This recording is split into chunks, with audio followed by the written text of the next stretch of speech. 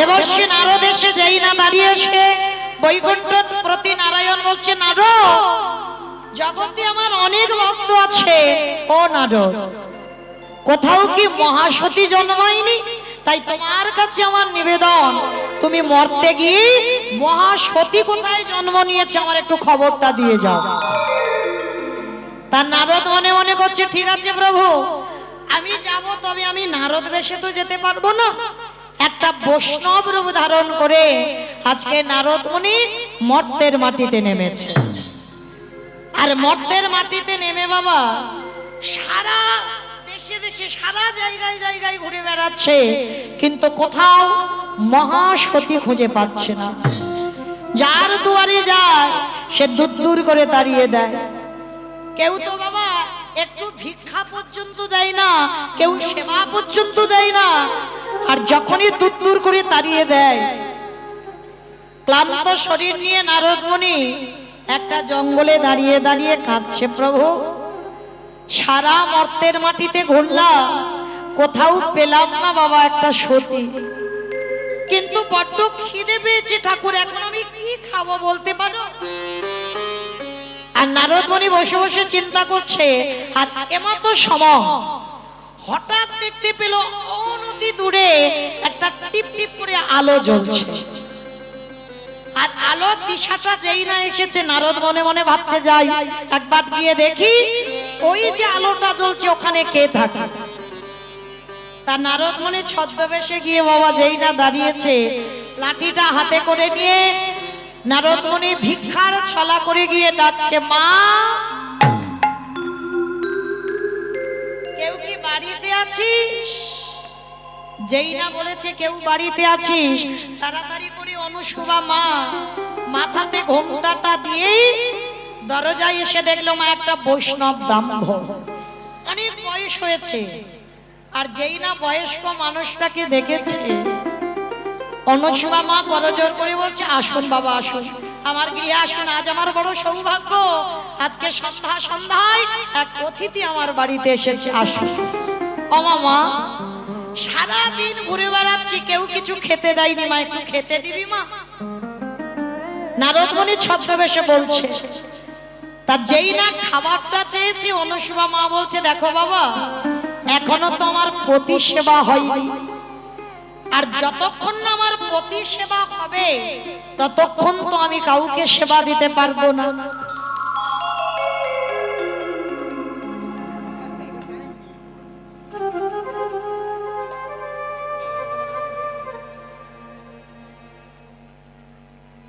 নিতাই গৌর প্রেমানন্দে হরি বল হরি বল হরি বল। অনুসুবা মা করজোর করে বলছে, এখনো আমার পতি সেবা হয়নি, আর পতি সেবা বিনা আমি কাউকে সেবা দিতে পারি না। যেই না কথাটা নারদ শুনেছে, মা সঙ্গে সঙ্গে চমকে উঠেছে। মর্তে এমনও মেয়ে আছে যে আগে স্বামী সেবা করে তারপরে অতিথি সেবা। তার নারদ মুনি হেসে হেসে বলে উঠল, মা, তোমার নাম কি? আমার নাম অনুসুবা। বাহ, আচ্ছা মা অনুসুবা, শাস্ত্র বলছে তো আগে অতিথি সেবা তারপরে অন্য কিছু সেবা, তা তোমার বেলা বাবা উল্টে গেল কেন? অনুসুবা মা করজোর করে বলছে, দেখেন বাবা, যেদিন থেকে আমার বাবা অগ্নি সাক্ষী করে স্বামীর হাতে সম্প্রদান করেছে, সেদিন থেকে আমার পতি সেবার বাইরে আমি ভগবানকেও সেবা দিই না।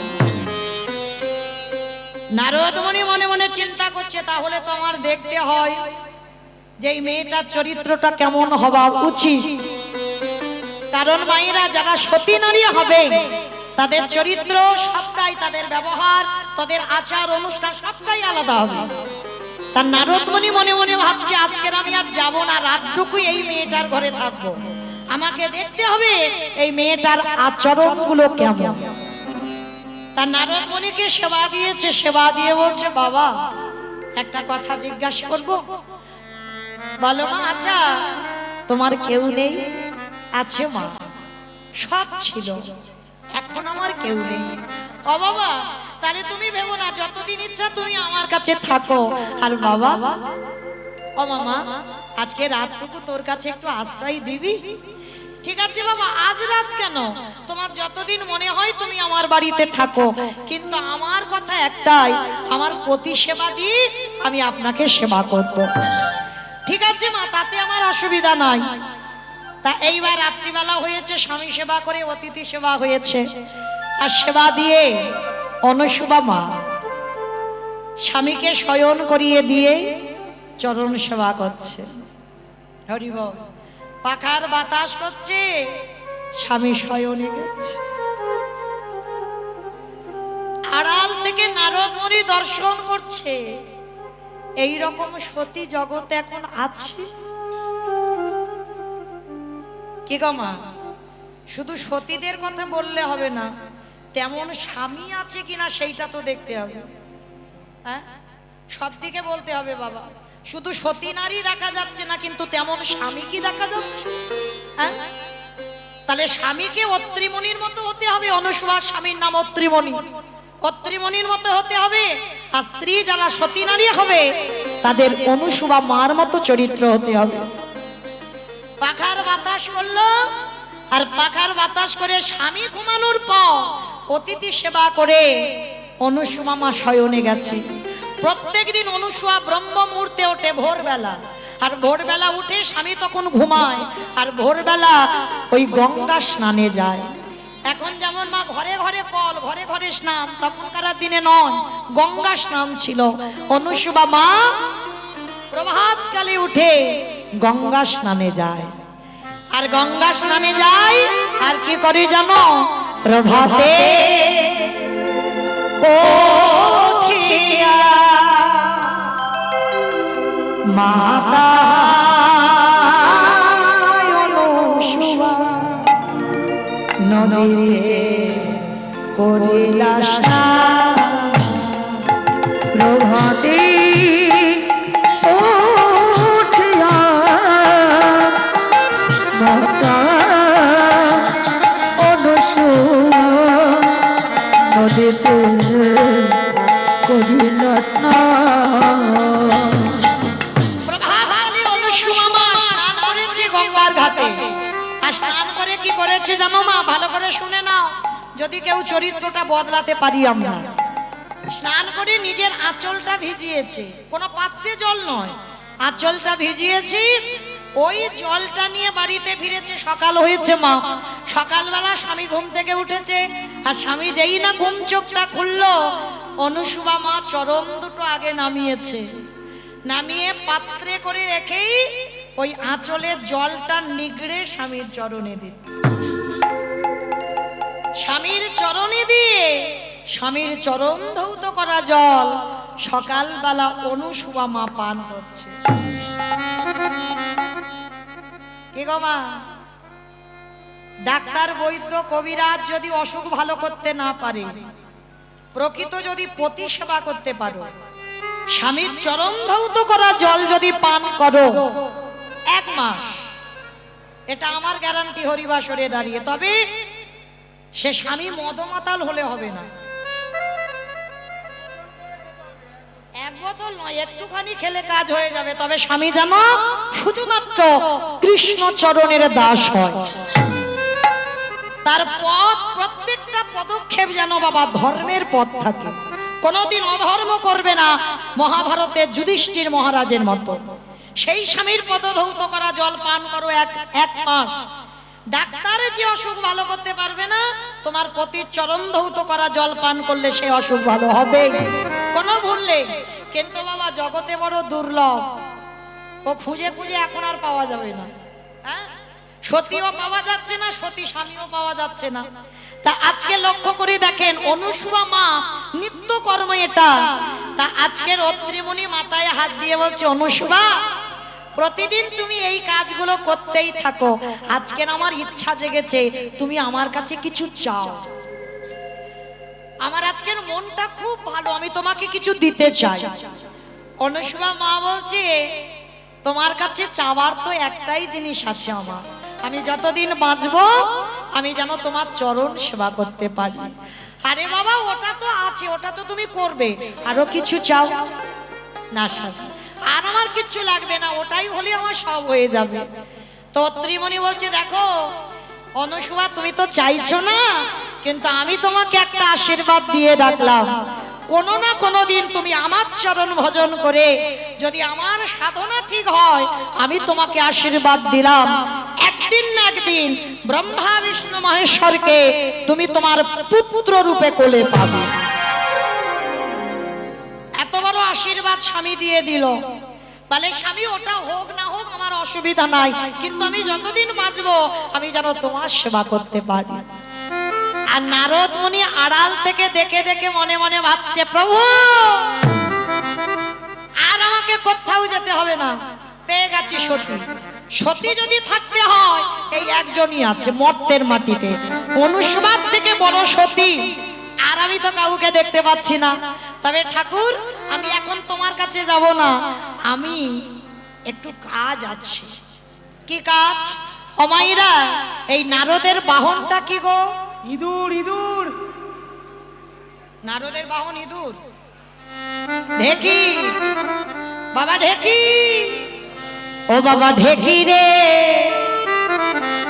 চলে চলে না বাবা ব্রহ্মলোকে যাই। উলুধ্বনি কি রে চলে না রে ব্রহ্মলোকে যাই, আপে কি রে চলে না রে ব্রহ্মলোকে যাই। আবার ব্রহ্মলোকে গিয়ে আমি সাবিত্রীর প্রণামে জানাই। ওই ব্রহ্মলোকে গিয়ে আমি সাবিত্রীর প্রণাম জানাই। ঢেকি রে চলে না রে এটাই হলো ও বাপে ঢেকি রে চলে না রে ব্রহ্মলোকে যায়। বাবা ঢেকি। ব্রহ্মলোকে গিয়ে নারদ মুনি আবার ছলনা করছে, দেখো কিরকম। ও বেটার তো একটাই স্বভাব, লাগান ভাগান করা। ব্রহ্মলোকে গিয়ে সাবিত্রী মাকে ডাকছে, অমা মা গো তাড়াতাড়ি এসো, তাড়াতাড়ি এসো, বড্ড খিদে পেয়েছে, তাড়াতাড়ি খেতে দাও, তাড়াতাড়ি খেতে দাও। মা সাবিত্রী ছুটে এসেছে, বলে বাবা নারদ দাঁড়া দাঁড়া দাঁড়া, আমার রান্না বান্না রেডি হয়ে আছে, আমি দিচ্ছি খেতে। তা মা পারস সাজিয়ে গুছিয়ে দিয়েছে, নারদ খেয়েছে। খাবার পরে মা বলছে, হ্যাঁ রে বাবা কিরকম স্বাদ হলো রান্না, কিরম বদমাস দেখো খেয়েছে। খাবার পরে বলছে মা হলো, কিন্তু সেই মর্তে অনুসুয়া মার মতো হয়। আর দেখবেন মা, একটা নারীর কাছে যদি আরেকটা নারীর প্রশংসা হয়, সে মাথার কেশ এলিয়ে দিয়ে মা চণ্ডী হয়ে যাবে না? কি মা ভুল বললাম? তোমার স্বামী যদি আজকের অফিস থেকে ফেরার সময় আসে আর এসে যদি রাত্রেবেলা তোমার কাছে গল্পটা করে, জানো গিন্নি আজকে রাস্তায় একটা মেয়েকে দেখলাম, কি লম্বা লম্বা মাথার চুল, আর কি তার গায়ের রং, আর কি তার মুখের বাঁধন, তোমাকে কি বলবো, একবার বলে দেখো। তারপরে যে কি গন্ডগোলটা হবে সেটা উপরওয়ালা, সে ছাড়া আর কেউ জানে না। হ্যাঁ, তাহলে লক্ষ্য করে দেখেন বাবা, আজকে যেই না অনুসুয়া মার কথাটা বলেছে, মা সাবিত্রী তো রণচণ্ডী হয়ে গেছে। অপদার্থ, আমার থেকে একটা মর্তধামের মেয়ে ভালো রান্না করে। হ্যাঁ, দেখাচ্ছি মজা তোর দ্বারা। একেবারে যে রান্না নিয়ে রান্না করছিল সেইটা তুলেছে নারদকে মারবে বলে। নারদ প্রাণ ভয়ে ছুটে চলে গেছে। বাবা ঢেকি চল, এক জায়গায় আগুন দাউ দাউ করে জ্বলছে। ও বাবা ঢেকি রে চলে না রে বা শিবলোকে যাই। উলুধ্বনি রে চলে না রে শিবলোকে যাই। ওই শিবলোকে গিয়ে আমি পার্বতীর প্রণাম জানাই। ঢেকি রে চলে না রে শিবলোকে যাই। বাবা বস। শিবলোকে গিয়ে মা দুর্গাকে 10 হাতে রান্না করেছে মা, ওই একই কথা। আর যেই না খাওয়া টাওয়া হয়ে গেল, মা জিজ্ঞাসা করেছে বাবা কিরকম খেলি? বলে মা হলো, কিন্তু অনুসুয়া মার মতো হয়নি। আর যেই না বলেছে মার হাতে ত্রিশূলটা ছিল, একা খায়ে মেরে দেবে। আর নারদ মুনি ভয়ে বাবা তাড়াতাড়ি করে পালিয়ে এসেছে, এসে বলছে বাবা ঢেকি।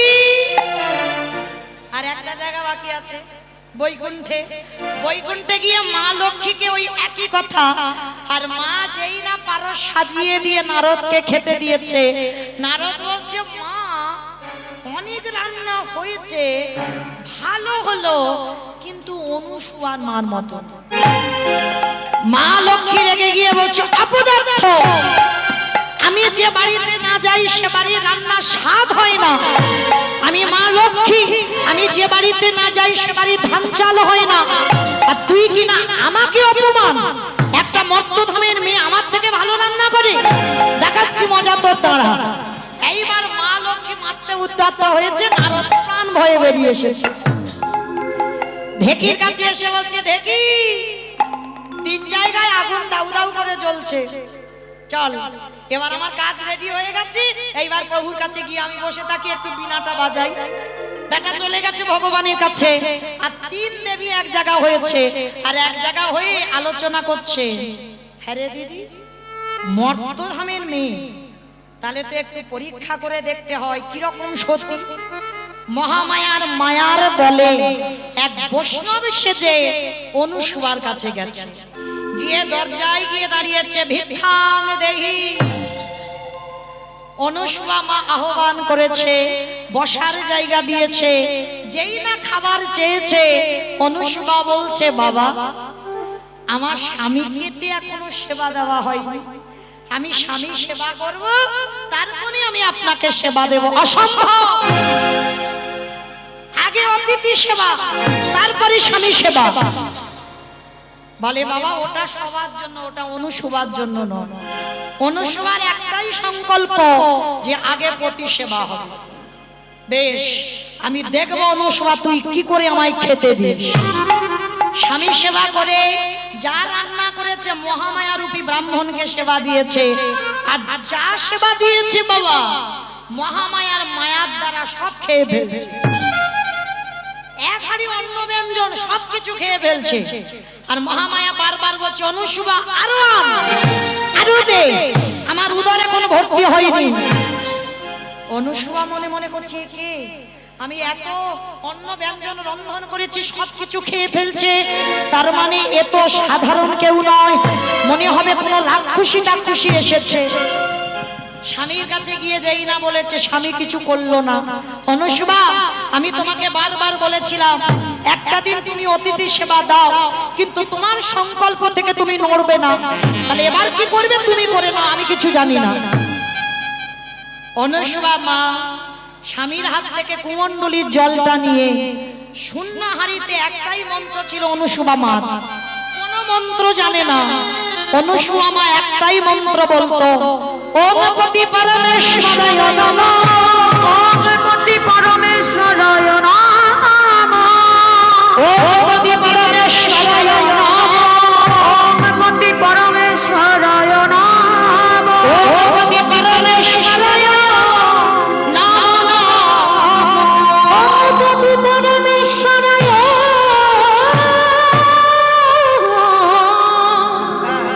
নমঃ।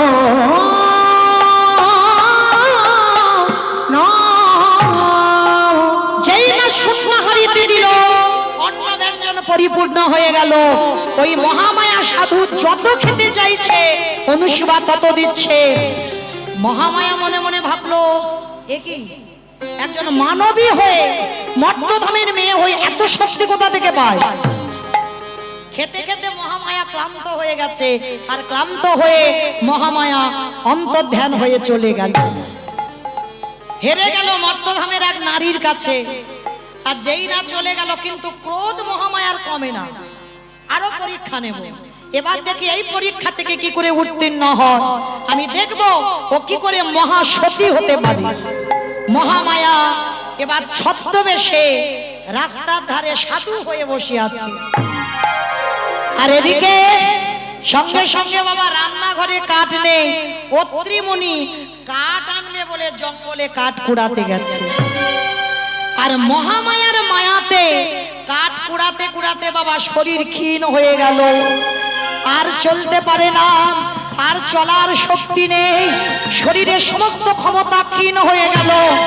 আর যখনই আর চলতে পারছে না মা, সঙ্গে সঙ্গে ওই কাঠের বোঝাটা সাধুর গায়ে পড়ে গেল। আর যেই না সাধুর গায়ে পড়ে গেল, সাধুর ধ্যান ভেঙে গেল। সঙ্গে সঙ্গে মহামায়ারূপী সাধু অভিশাপ দিল, ওরে অপদার্থ, আমার তপস্যা ভঙ্গ করে দিলি, তার অপরাধে আমি তোকে অভিশাপ দিলাম, তোর সর্বাঙ্গে ভরে যা গলিত কুষ্ঠ ব্যাধি। সঙ্গে সঙ্গে অত্রিমণির সর্বাঙ্গে ভরে গেল গলিত কুষ্ঠ ব্যাধি। চরণ দুটো জড়িয়ে ধরে কাঁদলো অত্রিমণি, হে ব্রহ্ম, আমি বুঝতে পারলাম না কোথা থেকে আমার শরীরে বল ক্ষমতা চলে গেল, আমি কেন তো অন্যায় করিনি, আপনি অভিশাপ ফিরিয়ে নেন, পা ছেড়ে দে, পা ছেড়ে দে, পা ছেড়ে দে। অভিশাপ দিলাম, শুধু কুষ্ঠ রোগ নয়, 1 মাসের মধ্যে আকাশে সূর্য ওঠার সঙ্গে সঙ্গে তোর অপঘাতে মৃত্যু হবে। ভরে গেল কুষ্ঠ রোগ, শরীরে পুঁজ রক্ত ঝরে ঝরে পড়ছে, চিৎকার করতে করতে যাচ্ছে অনুসুয়া,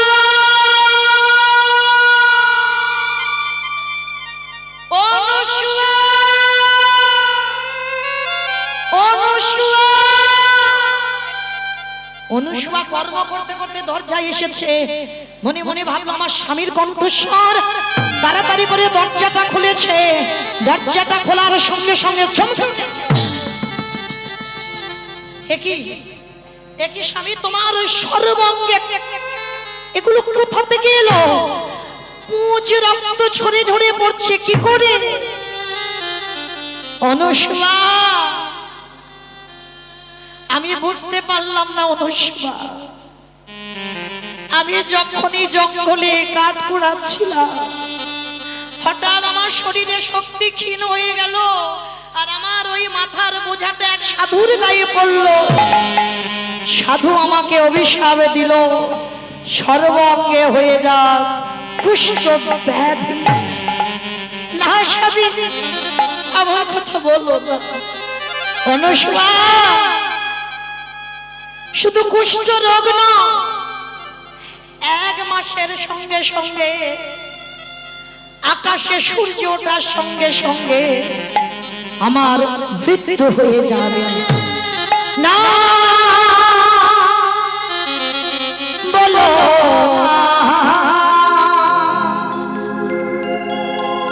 আমি আর সইতে পারি না, আমি না সইতে পারি না।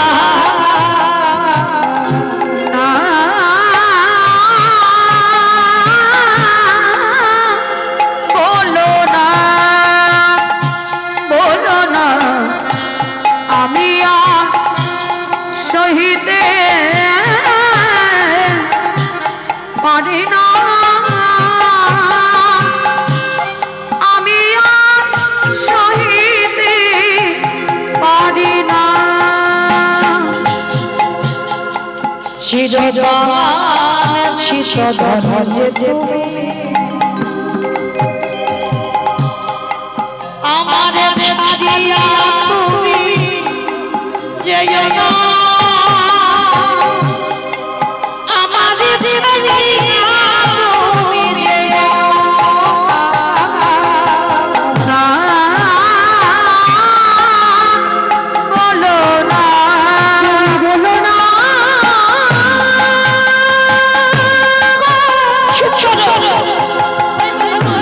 আমার কোনে বলো না,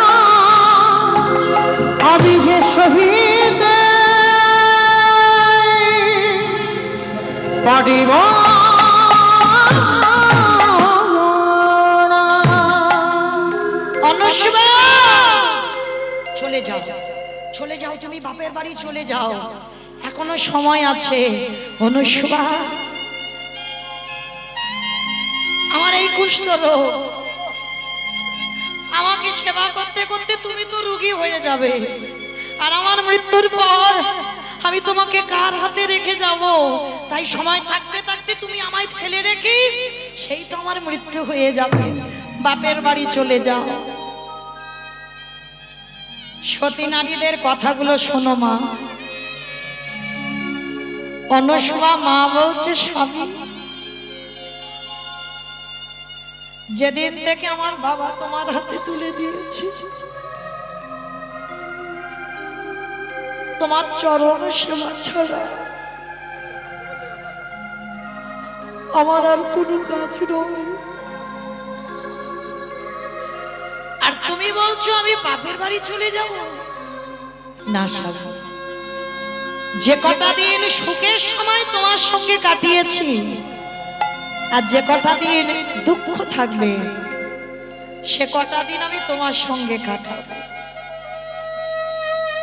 অমাইরা আছে না, অনেক নারী স্বামীকে বাঁচাবার জন্য পাগলের মতো লোকের বাড়ি খেটেও বাবা স্বামীর চিকিৎসা করাই না। লোকের দাঁড়ে দাঁড়ে স্বামীকে বাঁচাবার জন্য, স্বামীর একটু অপারেশনের জন্য লোকের দাঁড়িয়ে দাঁড়িয়ে ভিক্ষা করে। অনুসভা মা বলছে, স্বামী, আমার বাবার মুখ থেকে শুনেছিলাম যদি কোনো ব্যক্তি অপরাধ করে থাকে, অপরাধী হয়, সর্বতীর্থে নাকি স্নান করালে তার অপরাধ থেকে মুক্তি পায়।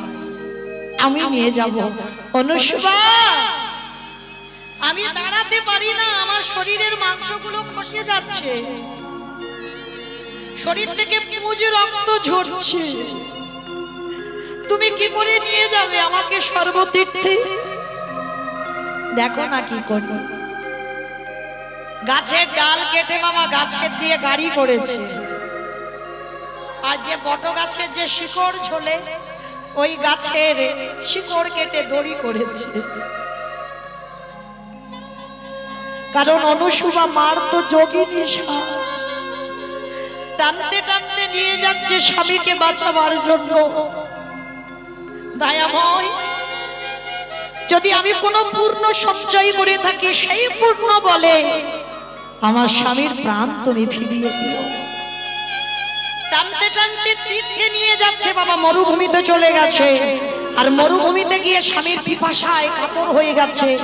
অত্রিমণি বলছে, অনুসভা, একটু জল, একটু জল। অনুসভা, বড় কষ্ট, বড় জ্বালা, বড় যন্ত্রণা। স্বামী, এই মরুভূমিতে আমি জল কোথায় পাবো?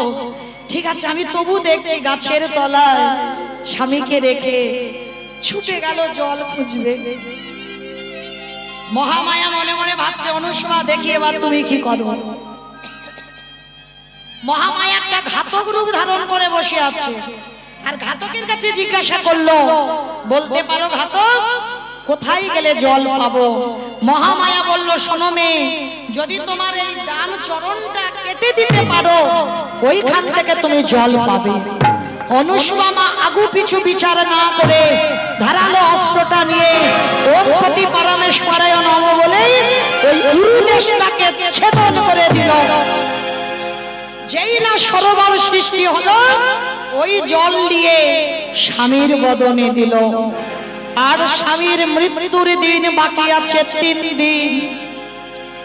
আর অনুসভা মা সূর্যদেবকে উদ্দেশ্য করে বললে, হে সূর্যদেব, আমি যদি সত্যি সত্যি পতি সেবা করি, আমি তোমার কাছে জানিয়ে রাখলাম, আজকের পর থেকে সূর্য তুমি আর উদয় হবে না, উদয় হবে না, উদয় হবে না।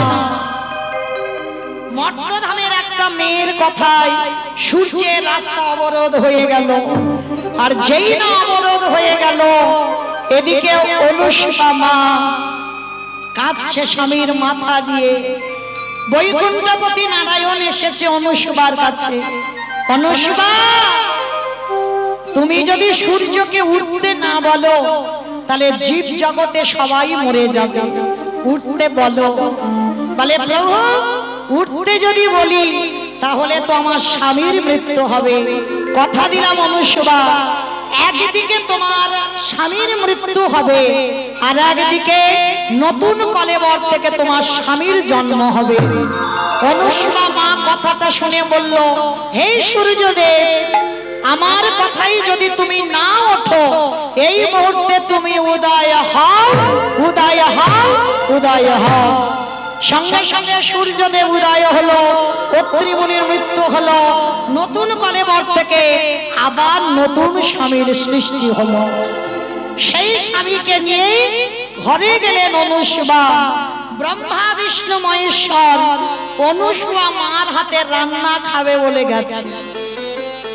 নারদ যে রান্না খেয়েছে, এইবার ব্রহ্মা বিষ্ণু মহেশ্বর ছদ্মে এসে গেল আর অনুসুয়াকে পরীক্ষা নেবার জন্য বলল, অনুসুয়া সেবা যদি দিতে হয় তোমাকে বিবস্ত্র হয়ে সেবা দিতে হবে। অনুসুয়া মা বললেন, বেশ, সন্তান ছোট থাকলে বিবস্ত্র হওয়া যায়, সন্তান বড় হলে কি হওয়া যায়? অনুসুয়া মা কুমণ্ডলীর জলটা নিয়ে ওং পতি পরমেশ্বরায় নমঃ বলে তিন দেবের গায়ে ছিটিয়ে দিল। আর যেই দিল, তিন দেব 6 মাসের বাচ্চা হয়ে গেল। আর আসনে বসেছিল, তিনজনে শুয়ে পড়েছে। মা তিনটে ছেলের মা, তেল মাখায়, দুগ্ধ খাওয়ায়। মা নিজে বিবস্ত্র হয়ে ভগবানের মনের বাসনা পূর্ণ করলো।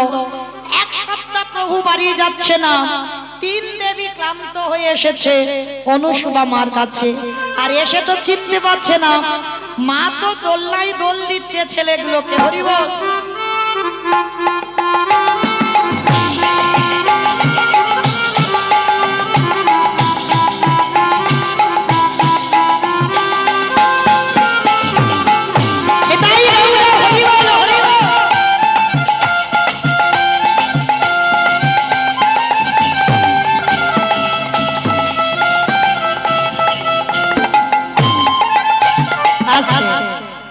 মায়েদের দুটো সন্তান হয়, তিনটে সন্তান আর 6 মাসের বাচ্চা, সব একই রকম দেখতে। আর তিন দেবী গিয়ে বুঝতে পারছে না মা কোনটা কার।